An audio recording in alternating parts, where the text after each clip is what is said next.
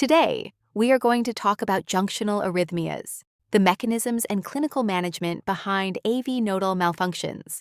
4 junctional arrhythmias all originate in AV nodal tissue, bypassing the sinus node. PJCs fire early at a variable rate.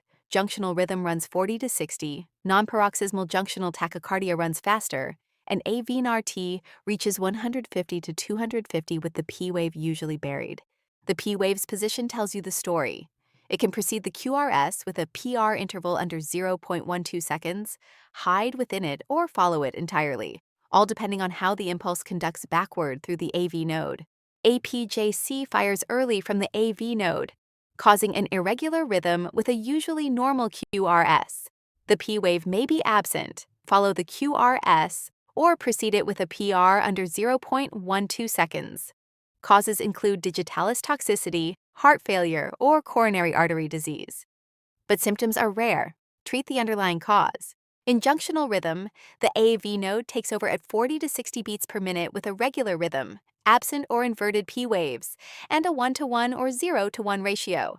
It follows sinus bradycardia or complete heart block, can reduce cardiac output, and you'll treat it like bradycardia, pacing if needed. Nonparoxysmal junctional tachycardia looks just like junctional rhythm, only faster, 70 to 120 beats per minute. Regular. It's usually well tolerated, caused by digitalis toxicity, ischemia, hypokalemia, or COPD, and management means correcting the underlying cause. A VNRT happens when dual pathways in the AV node conduct at different speeds. A premature impulse catches the fast pathway still recovering, gets rerouted down the slow pathway, then loops back up, creating a rapid reentry circuit with an abrupt start and stop.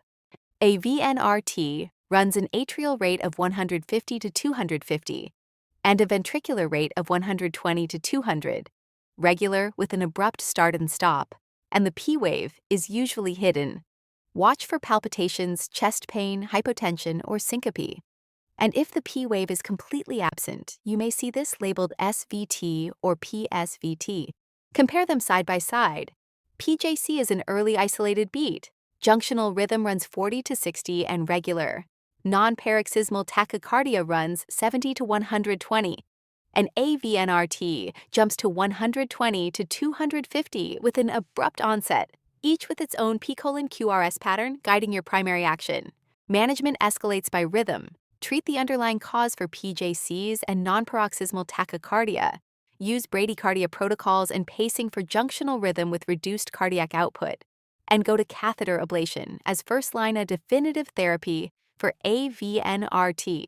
In summary, junctional rhythm takes over at 40 to 60 when the sinus node fails.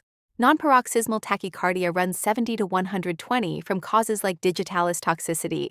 And AVNRT's re-entry loop spikes the rate to 150 to 250. Start with vagal maneuvers and adenosine, then move to catheter ablation.